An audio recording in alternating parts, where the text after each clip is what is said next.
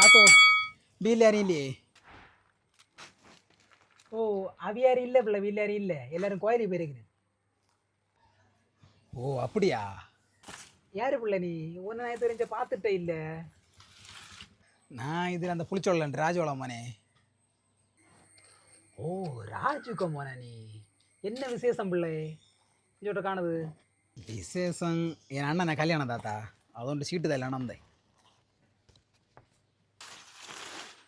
ஓ, கல்யாணமா பிள்ளை?